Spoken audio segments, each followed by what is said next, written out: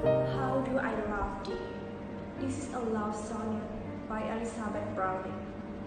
The theme of this poetry is a true love of Elizabeth Browning toward her husband. From the first line up to the end of the line, she tells the audience how deeply her love goes, either when she was still alive or in the afterlife.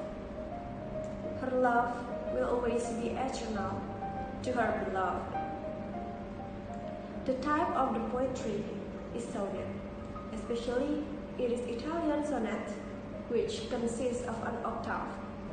The sonnet has 14 lines, the first 8 being the octave, and the final 6 the sextet.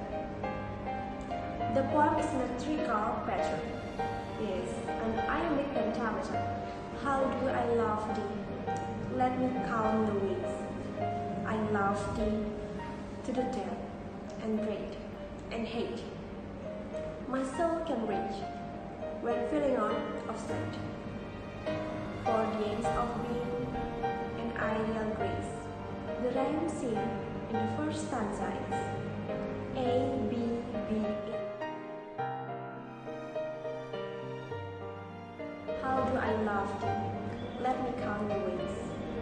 In line 1, the poet defines her intense feeling, the ways in which love can be expressed. She says, let me count the ways now. The poet is going to mention just how much she loves her husband. I love thee to the death, and dread, and hate. In this line telling us that her love knows no boundaries, that nothing can measure it. She describes her love as being a never end. My soul can reach when feeling out of sight. Here, she is basically saying that she loves her husband unendingly, and this is actually a metaphor because she is comparing her love for this person. For the ends of being an ideal grace, the poet is saying here that when there lives and the poet will love her beloved, even after death, she has an immortal love, and it will be never die.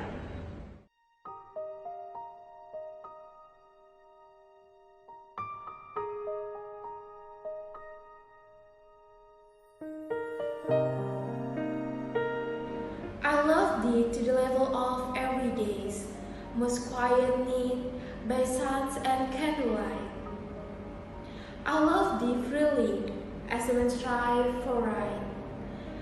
I love thee purely, as they drown for prize.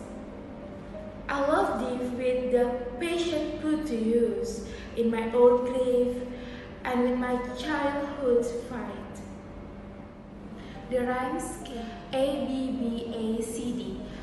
In line 5, I love thee to the level of everydays. In this line, she says that she loves her beloved in ordinary everyday in her life. In line 6, most quiet need by suns and candlelight. In this section of the poem, the poet tells us just how much she loves this person. She says that she loves her beloved in ordinary everyday life. She continues with her passionate need to differentiate the many ways her love for her husband manifests. In line 6, she clearly tells the reader that be it day or night, her love fills those quiet moments, those daily silence that occur between two people living together. She then says by suns and candlelight, suns representing the daytime and candlelight representing the nighttime. Here the poet gives us imagery an image of the daytime and an image of the nighttime. She says that she loves the person wherever it's in the day or in the night, basically all the time. In line 7, I love thee freely as a man strives for right. Here, she loves this person in the same way that people strive to do what is good and what is right. They try to be good people. This is an example of simile because she compares her love to the good nature of people. In line 8, I love thee purely as they turn from pride. We see another example of simile in line 8. Here she says that she loves the person purely, she loves them in the same way that people strive to be humble and turn from pride in order to remain humble. Basically, her love is given freely, which means no strings attached, and her love for the person is pure. Next, we also see an example of alliteration. The poet says purely praise, and this implies the poet's pure intention and love for this person. Well, let's move on to the next section of this book. In line 9 and 10, she says, I love thee with the passion put to use in my own grief and with my childhood's faith. In this line means she is taking the feelings that she has about something negative, old griefs, and compares it to the feelings that she has for this person. Old grief in this sense is anything that a person passionately hates, they despise if they cannot stand it. And here, she is telling her beloved that she loves him with the same intensity and passion that she has for those things that she hates. Basically, she's saying that she takes all of the energy for anything either good or bad and she put it into her love for this person. In line 10, the poet says, and with my childhood's faith. Here she says that she loves this person with the same intense passion and faith that she had as a child. Everyone knows that children's faith is usually steadfast and they truly believe without a doubt. The poet says that she has that same amount of love for her beloved. So that means she's saying that she loves this person with all of her energy. This line also uses imagery in the words in my old grief and with my childhood faith.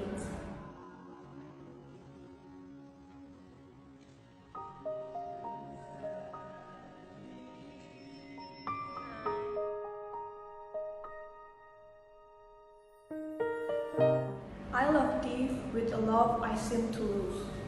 With my lost saints, I love thee with the breath, smiles, tears, all of my life.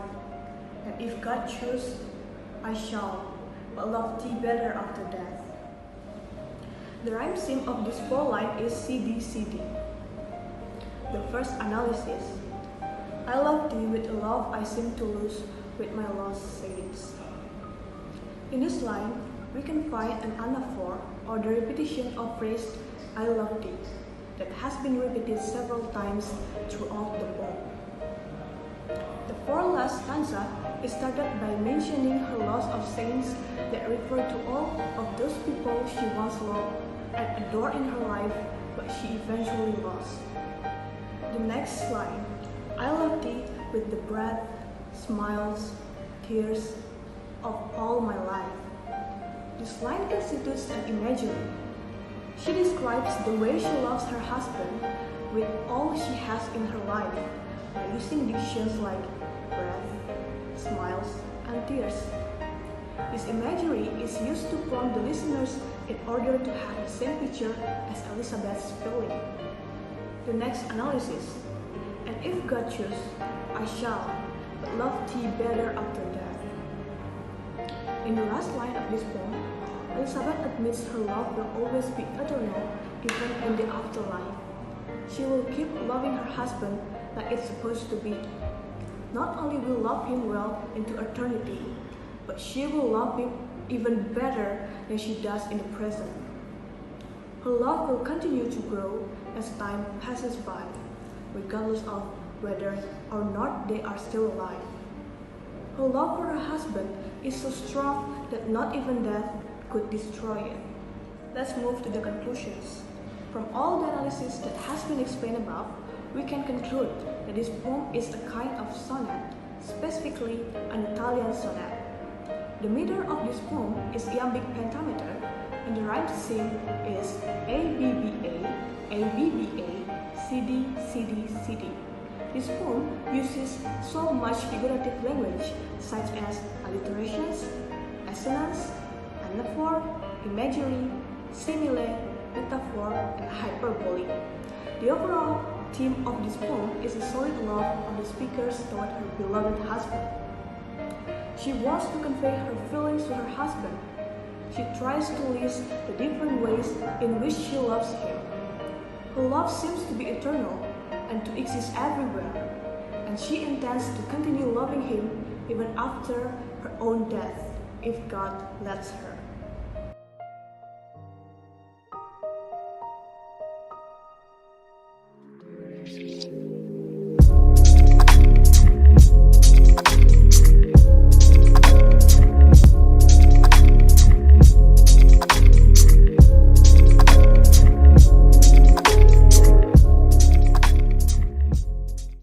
Death, be not proud, though some have called thee mighty and dreadful, for thou art not so.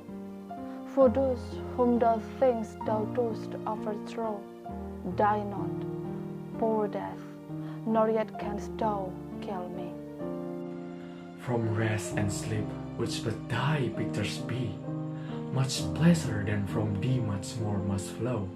And soon as our best men with thee do go, rest of their bone and soul's delivery. Thou art slave to fate, chance, kings, and desperate man. Endorsed with poison, war, and sickness dwell, and poppy or charms can make us sleep as well. And better than thy stroke, why swells do then? One short sleep past, we wake eternally, and death shall be no more, death too shall die. Let's move to the analysis by talking about its poet first. John Donne was a prominent English poet, scholar, English secretary, and pastor of the Church of England. He was born in 1572 and died in 1631. He was educated at the Oxford and Cambridge University. He is considered the main representative of the metaphysical poet. His poetry is noted for its metaphorical and sensual style. His poetry often deals with sexuality, love, religion, and death. His works are heavily influenced by his style, where the rhythm of speech is dramatic or everyday language. About the theme, this poem raises the theme of death, which is very closely related to humans, and it is indicated by the word death is repeated over and over. About the title meaning, we can interpret death as something extraordinary where humans are so afraid of him. However, there is actually a great power that wields it, namely God. In addition, death will not destroy our soul, which will be immortal, but only leaves the body. This shows that death is actually nothing and powerless. On the whole, the theme, title, and contents of each verse are very unified and support each other. The verses of this poem contain musings that clearly talk about death. This poem rages against the arrogance and great power of death. The early verses explain how many humans are afraid, thinking it is the greatest and most powerful force that can destroy all life in this world. However, in the following stanzas, it tells that death is not the end of everything, because death is like sleep, and body rest, which will only leave the body in this world, but does not ravage the soul that lives in it, which will last forever in the afterlife. In the following lines, as well as the message of this poem, is to remind humans that death is not something to be afraid of. It is not a great force that will totally exterminate all living beings, because it is completely controlled by fate and destiny arranged by God. Now we move to the structure. The first is the stanza. This poem is a sonnet, consists of 14 lines. The octet, which is 8 lines, comprises of 2 quatrains, and the sestet, which is 6 lines, comprises of a quatrain and a couplet. And then for the rhyme scheme of this poem is ABBA, ABBA, CDDC, and EE. And for the meter of this poem is iambic pentameter. Now we move to the analyze for each line. The first and the second line. Death, be not proud, though some have called thee mighty and dreadful, for thou art not so. It's meant that the speaker directly addresses and personifies death, telling it not to be arrogant just because some people find death scary and intimidating. We found also personification death, be not proud, and mighty and dreadful, comprising death as a person, and alliteration teha in the word do and do. And then for the third and fourth line, for those whom thou thinkest those overthrow, die not, poor death, nor yet canst thou kill me. In fact, death is neither of this thing, because people don't really die when the speaker pities comes to them, nor will the speaker truly die when death arrive for him. We found personification die not, poor death, nor yet canst thou kill me, comprising death as a person again, and alliteration teha in the word those, thou, and overthrow. And then for the fifth and sixth line, from rest and sleep, which but thy pictures be, much pleasure than from thee much more must flow. We found symbol rest and sleep refers to death, which are like imagines death. The speaker anticipates death to be even more pleasurable than these activities. We also found alliteration teha in the word then and the. Okay, let me continue the analysis of the line 7 to 8. So, the line 7 to 8 tells about the reality that is often the best people who go with death, which represents nothing more than resting of the body and the arrival of the soul in the afterlife. In the 8th line, we also found symbol rest of their bones refers to death of our physical body. Okay, next, line 9 to 8. In this line, the authors assume death is fully controlled by fate and luck, and it is also often administered by rules or people acting desperately.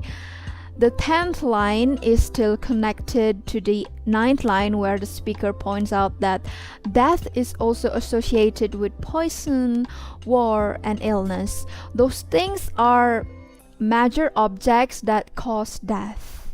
Okay, continue to the 11th and 12th line. In this line, we can interpret poppy as drugs and charms are like magic spells. Those things are more effective than death when it comes to rest. Line 12 ended with a question. With all this mind, what possible reason could that have for being so puffed up with pride? You can also see an alliteration pattern here. The repetition of the sound th in the word then, die, do, and then. Finally, the two last lines of this sonnet interpret death as nothing but a mere sleep in between people's earthly lives and the eternal afterlife, in which death can visit them no more. It is instead death or a certain ideas of death as something to be scared of or that is going to die. Okay everyone, that's all the video for reading and analyzing poetry entitled Holy Sonnet, Death Be Not Proud by John Donne. I hope you enjoyed our video and thank you so much for watching. Don't forget to give a like and subscribe to our channel. Bye bye.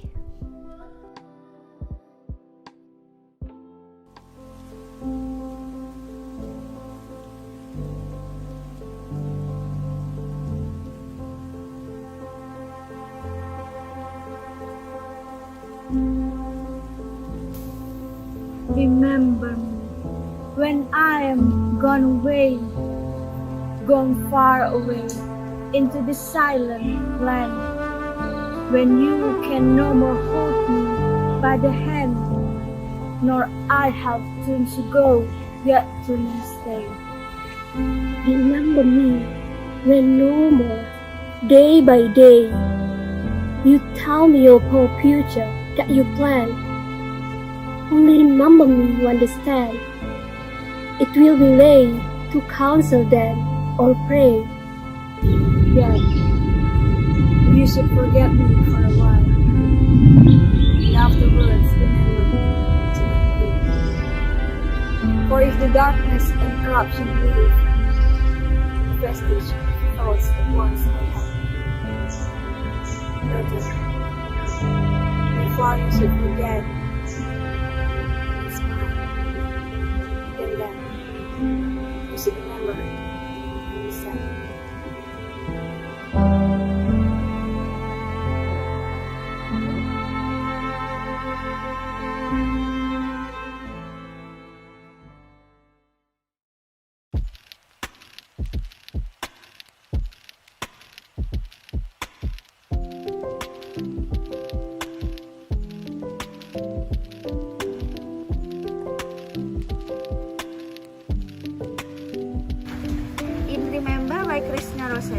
The poetic persona encouraged the unseen reader to remember her after her death, and it is only near the end of the poem that the narrator changes her mind. One can assume that the narrator is Rossetti herself and allows him to forget her.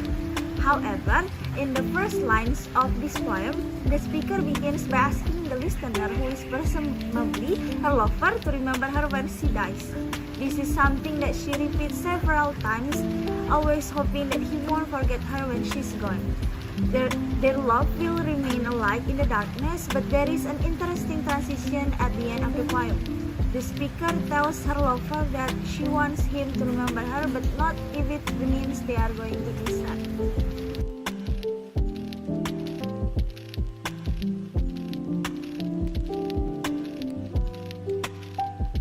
Written in the form of Petrarchan sonnet, which means its 40 lines divided into an opening octave, an 8-line stanza, and closing sextet, a 6-line stanza. The poet follows the rhyme scheme ABBA, ABBA, CDD, ECE.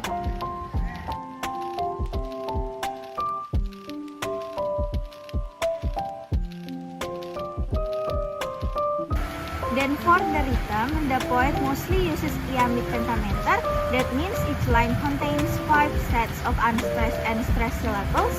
However, the iambic pentameter here isn't perfectly regular. Take a look at line 7 and line 13, which begins with a top key pentameter. This means that line 7 and 13 contains 5 sets of stressed and unstressed syllables.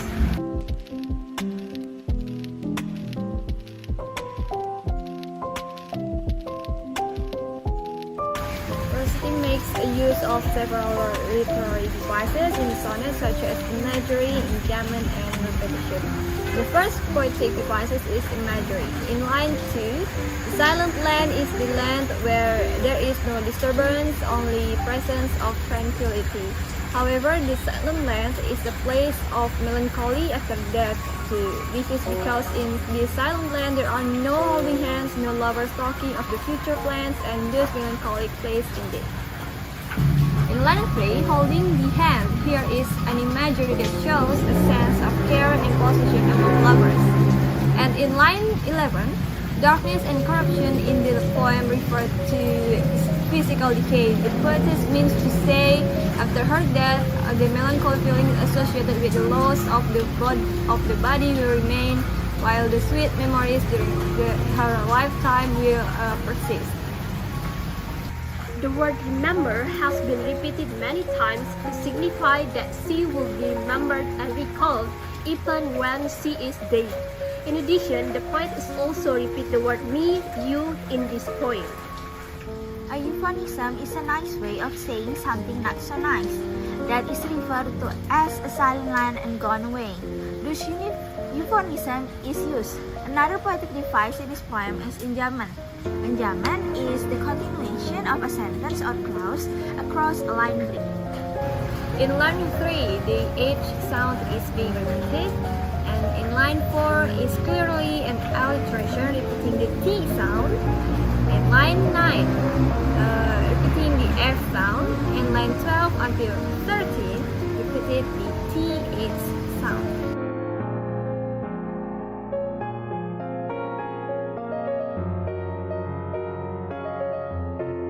From the title, it appears that the sonnet's main theme is that of death and memory, of remembering someone long after they are gone.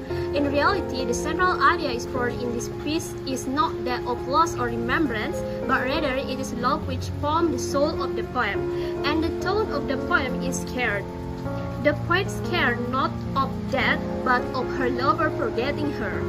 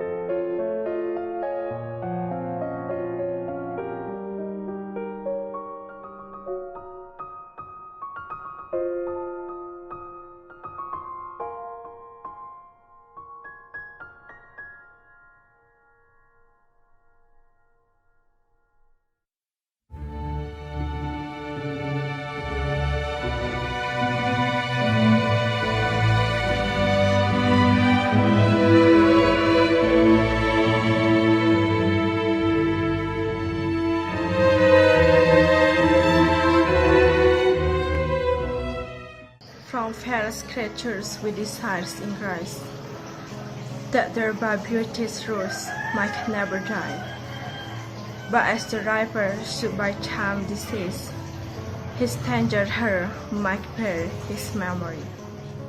But though contracted to thine own bright eyes, feedst thy light flame with self-substantial fuel, making a famine where evidence lies. The self, the foe, to thy sweet self,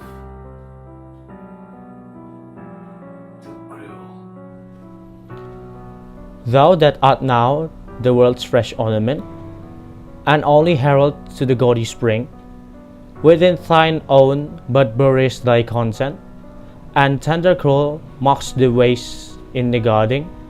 Pity the world, eat this gluten be, so eat the world's due by the grave and thee. The sonnet's first four lines relate all of these important times.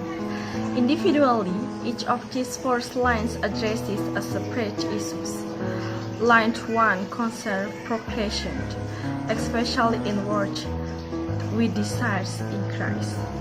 We is taken to mean the word with a sixth time was the royal court and the upper classes. Line 2 hit immorality in this phrase might never die. The focal point of this line is the rose, which is beauty truth. This is important because it is a contrast of society false beauty. The internal name of the thereby die means the line holds tightly to this idea of long-lasting truth. Line 3 presents the time of time's increasing process. The basic meaning here is that as we get older and ripe, we soon die.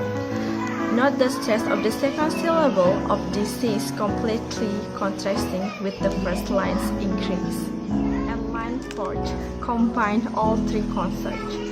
A tender heart represents immorality for parents who will grow old and die.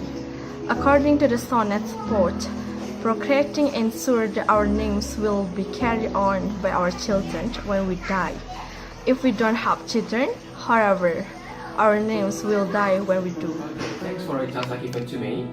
So in this slide, I would like to explain or analysis the second quatrain from Poe's first sonnet from William Shakespeare. So the second quatrain is aimed at a young man and concentrates on his narcissistic ways, how he eats up his own energy and is his own worst enemy. So in line 5, the line includes a puric food, the third, and a spondy at the end, making this line the start of the second quatrain, a focal point of the sonnet. Spondys tend to bring energy and emphasize with a double stress, and in this case are a contrast the mid-line puric, which is soft and quick. Line 6, the opening thrusty increases the tension building up from the previous line. The challenging consonant of F and I and S in certain alliterative clause make a great demand on pronunciation for the reader. Here the speaker is suggesting that this period is to wrap up in himself, burning the candle at both ends and not sharing his light with the world. Okay, line 7. Another trilogy begins in this line, which then proceeds iambiquely. Relative to some of the other lines, the seventh is clear antithesis, feminine or evident. The speaker is having a go again, implying that the ferial has so much to give the world but offers only meagre scraps. Line 8, back to regular iambic pentameter for the last line of the second quatrain, full of alliteration, which provides texture and interest. There is also repetition which pushes home the message. This guy is for yours, has a sweet personality, but he is his own worst enemy. Okay, that's all about it. The bud in line 11 recalls the rose from line 2. The rose as an image of perfection underscores the immaturity of the young man, who is only a bud, still imperfect because he has not fully bloomed. The final couplet, the last two lines, reinforces the injustice of the youth's not sharing his beauty with the world. The famine that he creates for himself is furthered in the phrase, "to eat the world's due," as though the youth has the responsibility and the world has the right to expect the young man to father a child. Through the sonnets, Shakespeare draws his imagery from everyday life in the world around him. In Sonnet 1, he writes of love in terms of commercial usury, the practice of charging exorbitant interest on money lent. For example, in the first line, which reads, "From various creatures we desire increase." Increase means not only nature's gain through procreation, but also commercial profit, an idea linked to another term, contracted in line 5. In line 12, by using the now antiquated term negading, which means hoarding, the poet implies that the youth, instead of marrying a woman and having children, is selfishly wasting his love for himself.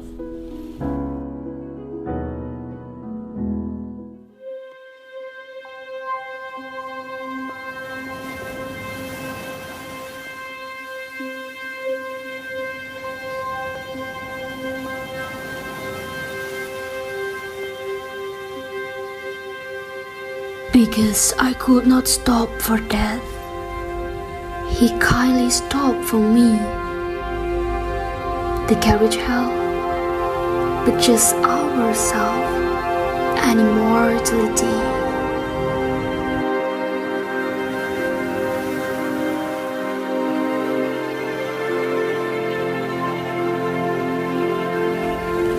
We slowly drove, he knew no haste, and I had put away my labor and my leisure too, for his civility.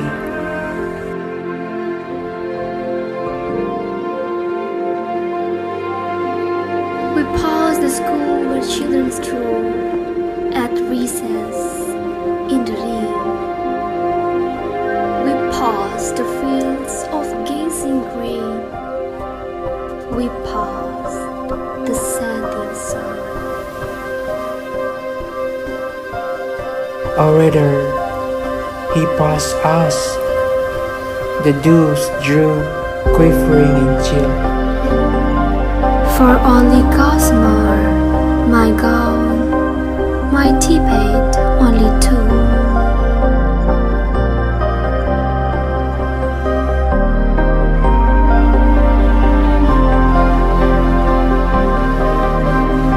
We paused before a house that seemed a swelling of the ground. The roof was scarcely visible, the cornice in the ground.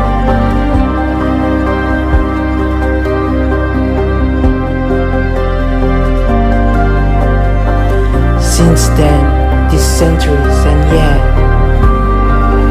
feel shorter than the day I first surmised the horse's head were toward eternity. Because I could not stop for death. By Emily Dickinson.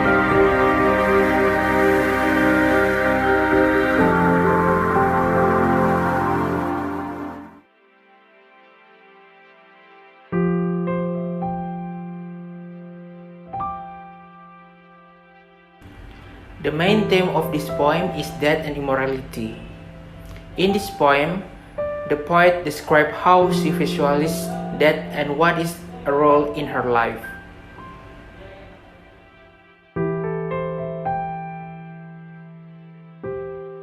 This poem is a simple lyric that talks about Emily Dickinson's fearlessness in the face of death. The title of the poem means that the poetic persona has no time to wait for death. Her mind is fearlessness and rational.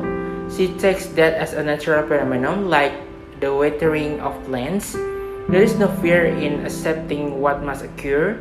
Hence, the poet can burden her mind with the thoughts of something natural, not only to herself but also to the whole of humankind.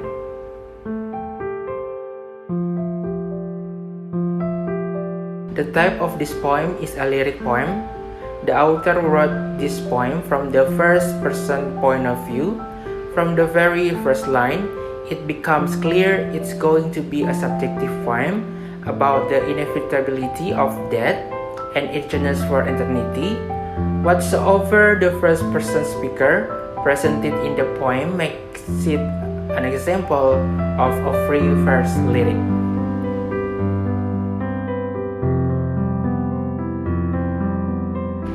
This poem has a very distinct tone and mood. The tone, which is the voice of the poet of a speaker in the poem, is calm and measured. And the mood of a poem is the emotional experiences that the poet is accepting to create for the reader. Both the tone and mood are tied together. This poem consists of 6 stanzas, which is divided into sets of 4 lines, known as quatrains. The meter is much more consistent. It resembles a regular metrical pattern. The first and the third lines are made up of 4 sets of 2 beats, or a total of 8 syllables. The first of these beats is unstressed, and the second is stressed. This is known as iambic tetrameter. The second and fourth lines also use iambic, but there is only 3 sets of 2 beats in each line. This is known as iambic trimeter.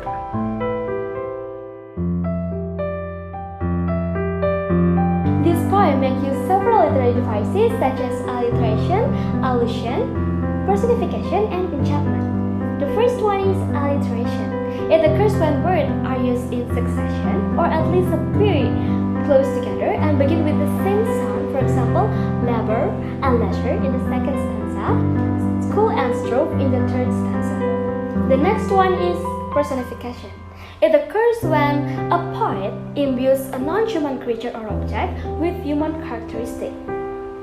That is very clearly stated in the first stanza. The next one is allusion. Allusion is an expression that means to call something specific to the mind without directly stating it. Although it is not clearly stated in the lines of this poem, it is clear that the speaker is supposed to be in some sort of afterlife. Another important technique commonly used in this poem is enchantment. It occurs when a line is cut off before its natural stopping point. For example, the transition between the lines 3 and 4 of the first stanza and lines 2 and 3 of the second.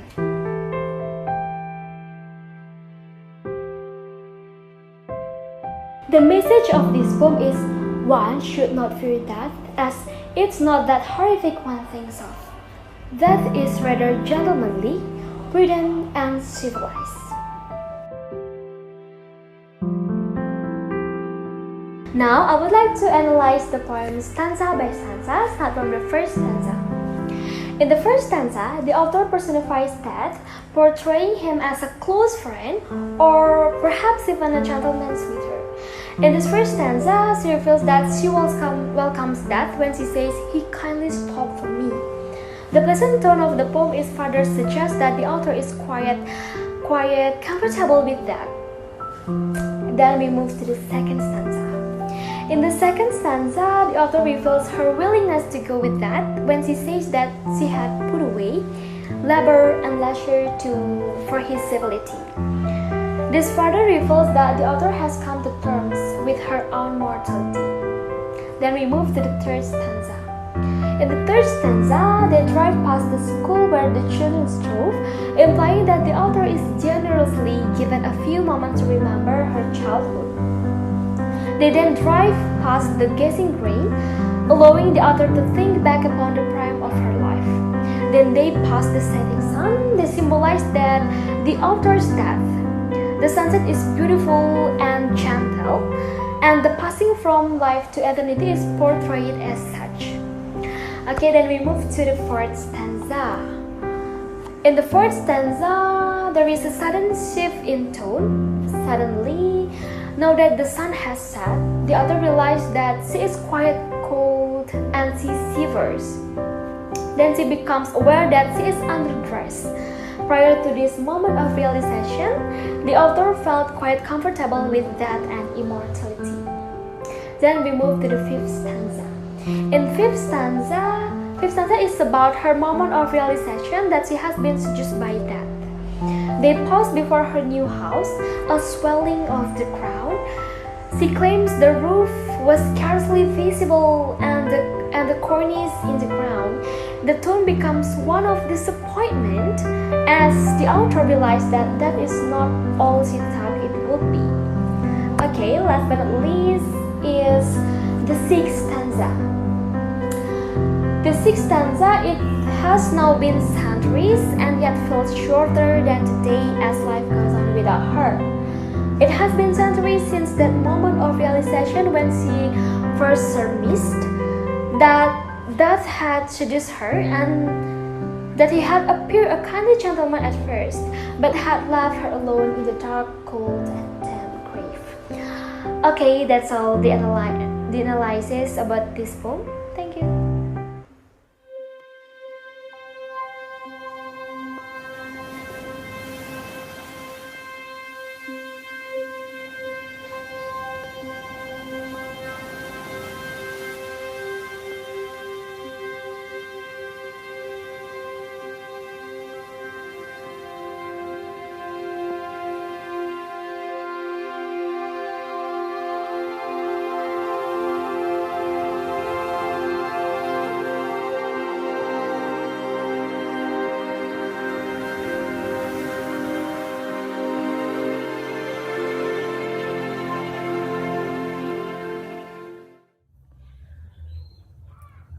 I carry your heart with me.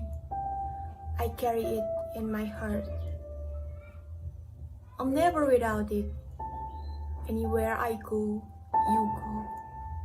And whatever is done by only me is your doing, my darling. I fear nothing, for you are my faith, my sweet. I will know world, for beautiful you are my world, my true. And it's you or whatever Ramon has always meant, and whatever the sun will always sing is you. Here is the deep secret nobody knows. Here is the root of the root, and the bud of the bud, and the sky of the sky of tree called life, which grows higher than soul can hope or mind can hide. And this is the wonder that's keeping the stars apart. I carry your heart. I carry it in my heart.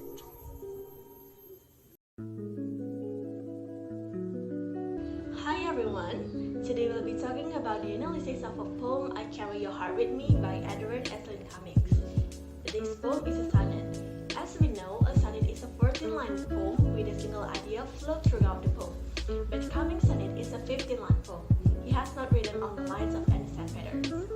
This poem consists of 4 stanzas. The first stanza is called quatrain since it has 4 lines. The second and third stanza are called quintet since it has 5 lines. And the last stanza is a monostage because it only consists of 1 line. This poem is written in free verse. I would like to talk about the rhyme scheme. The poet has used free verse in this poem to make it lyrical without using any rhyming pattern and method. I Carry Your Heart With Me as a representative of love as a love poem. It shows the true nature of love. The poet expresses his deepest and intense emotion for his beloved.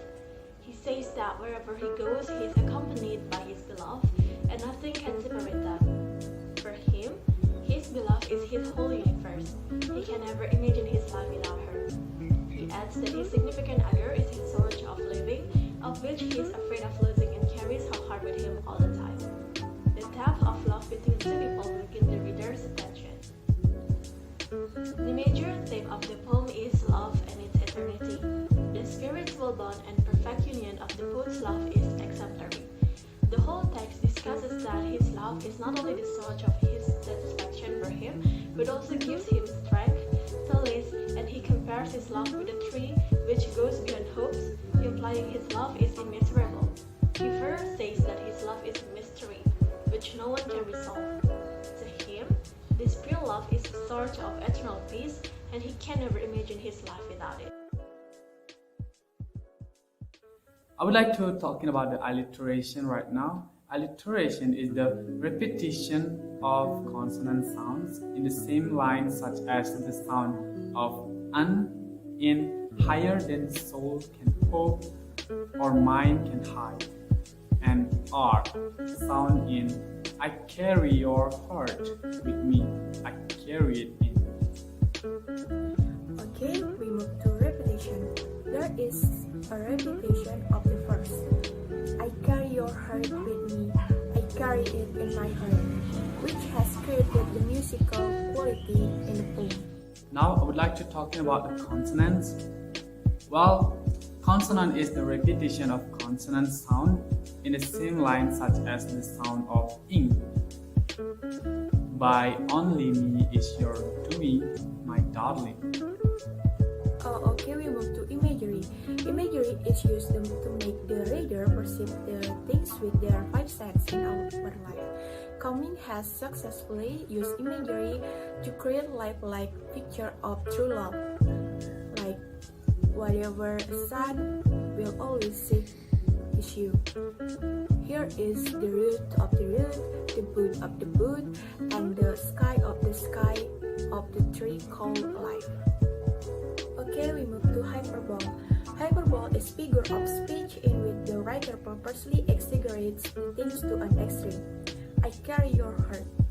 It is an over-exaggeration because no one can carry the heart or organ vital in a human victim. I would like to talk about personification. Personification is to accord human attributes to non-human things. Cummings has used personification in the last line of the second stanza, and whatever a sun will always sing is you, as if the sun is human and it can sing. Okay, now we talk about assonance. Assonance is repetition of vowel sound in the same line, such as the sound of who are you in a word, for beautiful you are my word, my truth.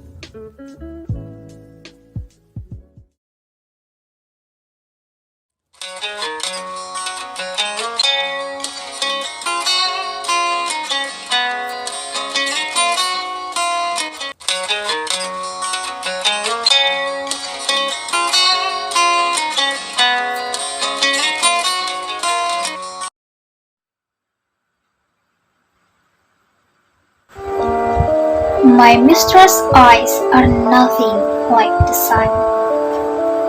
Coral is far more red than her lips red. If snowy white, wider her braids are done. If hers be wires, black wires grow on her head. I have seen process the mark right and white, but no such process see I in her cheek, and in some perfume is there more delight than in the brick that from my sister's right. I love to hear her speak, yet well I know that music had a far more pleasing sound.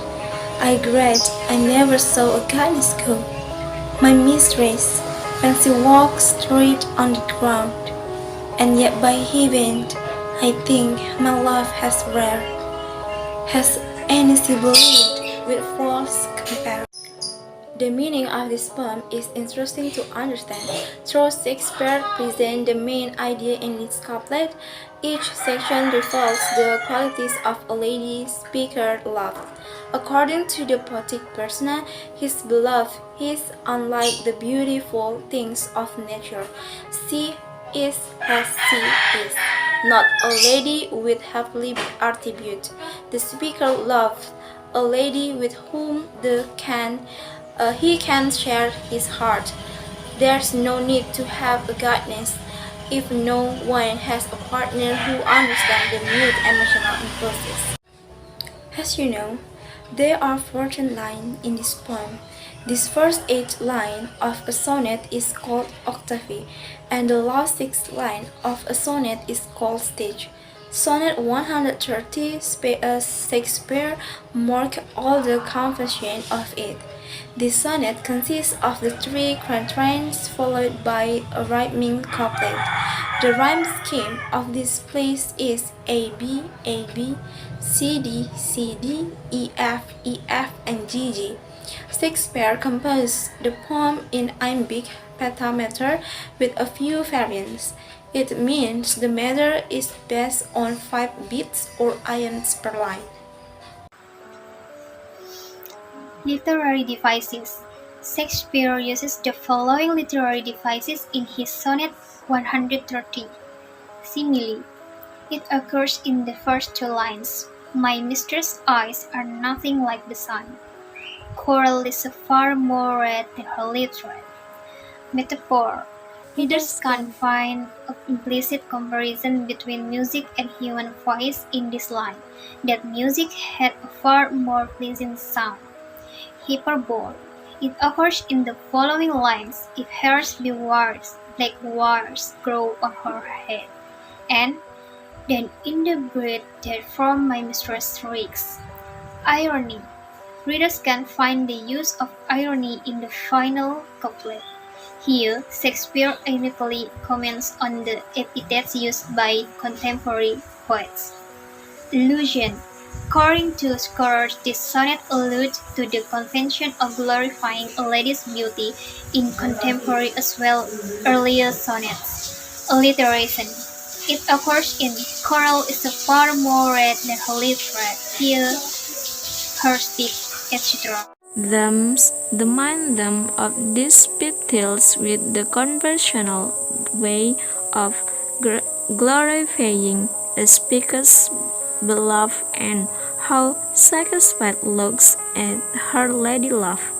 In this a matter of saying a human by her word in one life.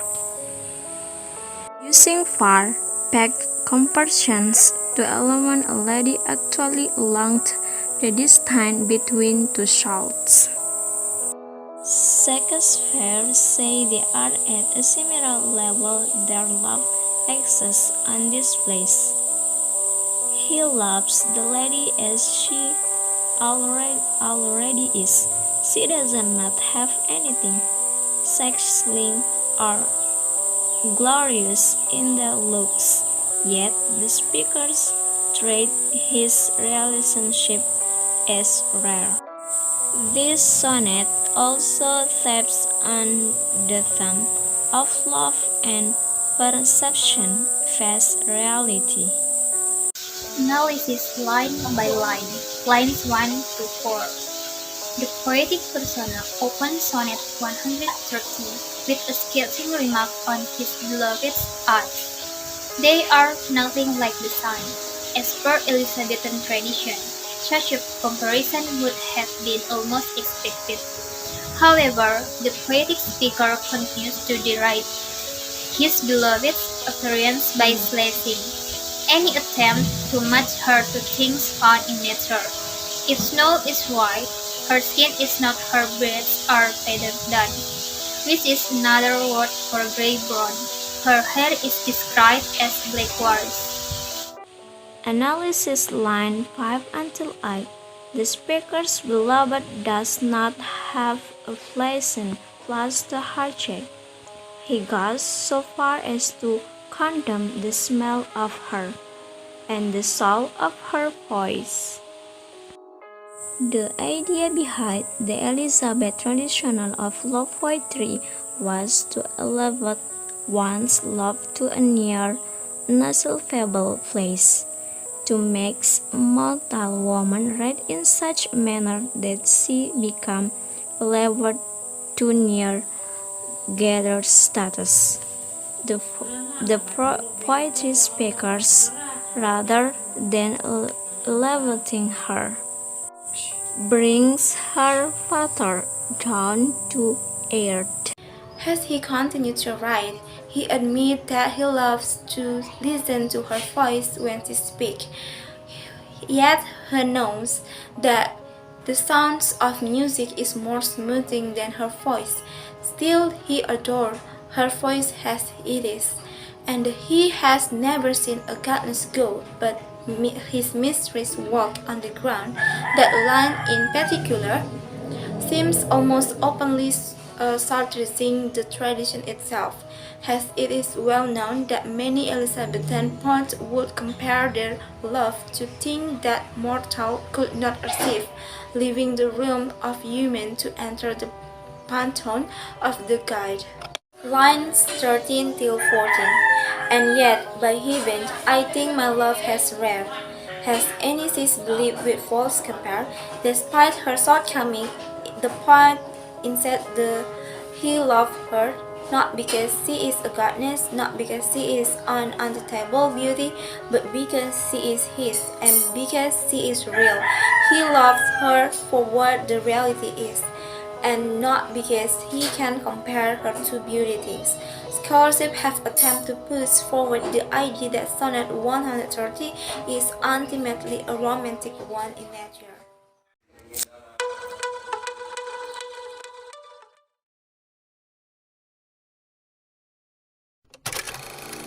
A fool I was to sleep at noon and wake when the night is chilly. Beneath the comfortless cold moon, a fool to pluck my rose too soon, a fool to snap my lily. My garden plot I have not kept, faded and all forsaken. I weep as I have never wept. Oh, it was summer when I slept. It's winter when I waken. Talk what you please of future spring, and sun warm, sweet tomorrow. Strip bare or hope and everything. No more to laugh, no more to sing.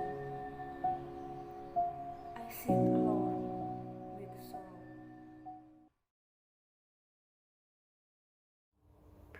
A Daughter of Eve is a 15-line poem which consists of 3 quatrains per stanza.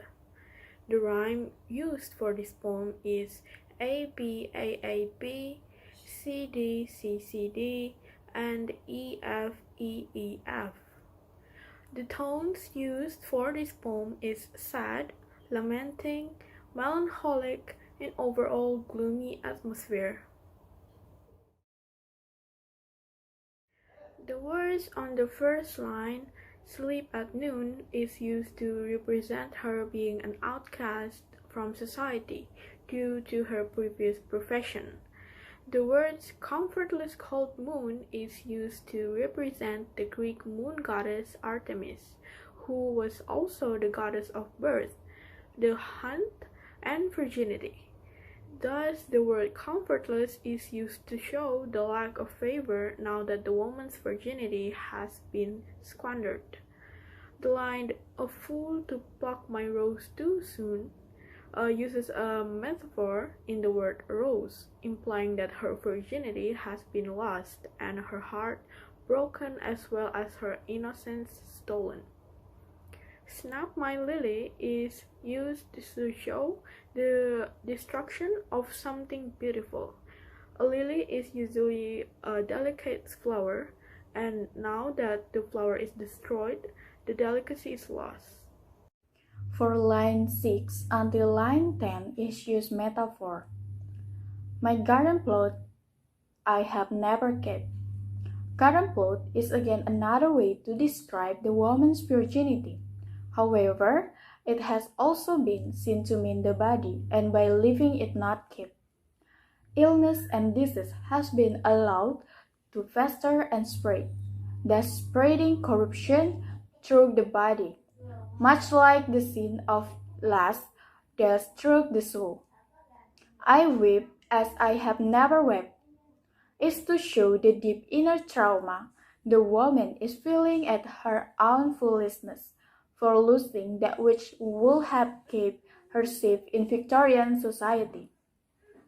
A woman had to be a virgin before marriage, or She was seen as unfit and tainted, as sex before marriage was a sin. In those times, your position in society was decided by the man you married. And if you could not marry a man, you will end up with a poor job and a very low position in society. From the line 11 up to 15, we can tell that the words future spring and sweet tomorrow show the new hope most people talk of, and you can always pull yourself out of the gutter. However, Christina is saying, talk what you please, which shows that for this woman, the fallen ones, there was no hope and an easy way out. Their fate and place in society was decided when they lost their manhood.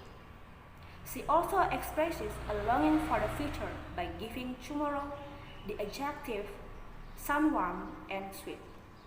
However, the rest of her imagery is much more negative. She discusses the scene she wakes up to multiple times, and each time she gives it a different but still very bleak metaphor. As the poem progresses, the speaker insists on herself enjoying no more to love and no more to sing, as though she is dictating punishment to herself. In this case, the nature of the repetition not only takes on a scolding tone, but implies that the speaker believes that punishment of a lack of happiness is both justified and deserved. The last line of this poem, I sit alone with sorrow, again highlights how she is an outcast from society, and also the remorse she feels for her action. In addition, Rossetti expresses her regret using monosyllabic diction and very simple, direct sentence structure. When people become upset, they begin to use this more basic syntax, and in doing this, she effectively conveys her stress and sorrow. From this poem, the main idea that we got is the one of the fallen woman, prostitute, or sex worker blaming her deep-seated religious belief for the love that she lost. The title itself holds a biblical reference to Eve and the Garden of Eden. This connection could either be seen as showing the connection between this fallen woman and God, or how all women are prone to temptation like Eve was to forbidden apple. This poem highlights the themes of depression, isolation, and prostitution. It shows the pain that comes with regret and the fall in society. It also hints at the fallen spirituality people face back, and then how religion was a very big part of society and its role.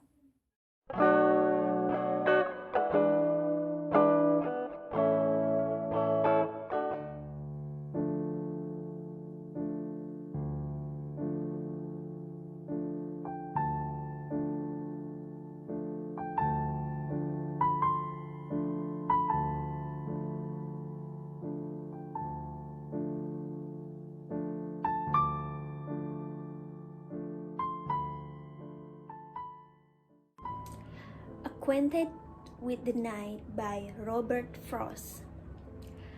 I have been once acquainted with the night. I have walked out in the rain and back in the rain. I have outwalked the furthest city light. I have looked down the saddest city lane. I have passed by the watchman on his beat and dropped my eyes, unwilling to explain. I have stood still and stopped the sound of feet, when far away an interrupted cry came over houses from another street, but not to call me back or say goodbye.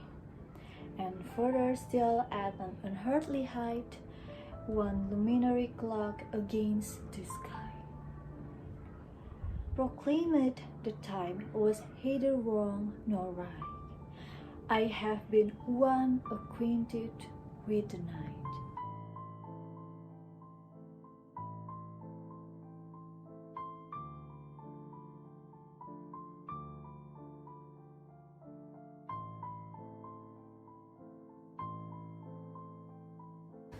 Acquainted with the Night is a sonnet which consists of 4-line tercet and 1 couplet. Frost has experimented with the form of a sonnet by fusing the rhyme scheme terza rima. This complex rhyme scheme was invented by Dante for his work Divine Comedy. In terza rima, the first and third lines rhyme, while the second line rhymes with the first and third lines of the next stanza. These interlocking patterns makes this rhyming scheme too hard to be attempted by poets. The scheme for this poem is ABA, BCB, CDC, DAD, and AA. The rhyme scheme of the poem is tied with the image and ideas expressed in the poem. The stanza progresses from simple realistic descriptions to complex and abstract ideas. The poem Acquainted with the Night is written in iambic pentameter. Now, let's move to the main analysis of the poem. In stanza 1, there was an introduction of the story about a man who walked on the city in the middle of the night. He felt alone, depressed, and hopeless. There were personification, metaphor, symbol, and also a hyperbole found in this stanza. The personification can be found in the word night because it's not a living thing. The metaphor can be found in the word night, which means loneliness, and also in the word rain, which means problems, disease, and hard life. The symbol can be found in the word one, which means singular, city, which means out of people, and also in the word light, which means out of hope. While the hyperbole in the stanza can be found in the last line, where we as humans cannot walk the furthest city light. In stanza 2, there were 2 examples of figurative language found, metaphor and hyperbole. Metaphor can be found in the part saddest city lane. It could be mean that the city lane was a phase of the man's life and the man was remembering about the worst and saddest phase of his life. We also can find metaphor in the watchman. The meanings of word watchman could be a lot, while the hyperbole can be found in line 6, and drop my eyes, unwilling to explain. It was a hyperbole in drop my eyes. It was to overreacted to someone who did not want to explain something. In stanza 3, there were 3 examples of figurative language found. There were irony, metaphor, and personification. Irony can be found in line 7. I have stood still and stopped the sound of feet. Was an irony with line 5 in stanza 2 and drop my eyes. Unwilling to explain, the man stopped by the sound, but he didn't stop by watchman. He avoided people but expects there was someone who cared for him and called him. Metaphor can be found in word cry. Cry has a meaning and expressions, reaction, or opinion from people to the man. Come over houses from another street. It was a personification. Activity came over referred to cry, according in the previous line, which couldn't came over from houses to streets. In stanza 4, there was only one example of figurative language found. There is only a metaphor occur in line 12, which is the word luminary clock referred to the moon. because the setting was night in the sky and moon's rotation could be used to predict time. The moon itself was metaphor of fate, which rotating in human life. Sometimes it was dark and sometimes it was shine so bright. Sadness and happiness could happen in every human. It was only a matter of time. In stanza 5 and this poem have an ending line which was sung with first opening line. It could be said that the loneliness and sadness of this man come and more than one time and it was never ending. There were paradox, personification, symbol and metaphor can be found in this stanza. In line 13 there was paradox in neither wrong and nor right. This line was also a personification because the luminary clock proclaimed the time which was an activity of human being. And in the last line, line 14, it was a repetition of first line in stanza 1. Personification belongs to the night which cannot be acquainted with a symbol of single person in word 1 and word night as a metaphor of loneliness. Hello guys, my name is Vivia. And my name is Udayana. I hope you like our video and don't forget to give your like and subscribe and see you next time. See you.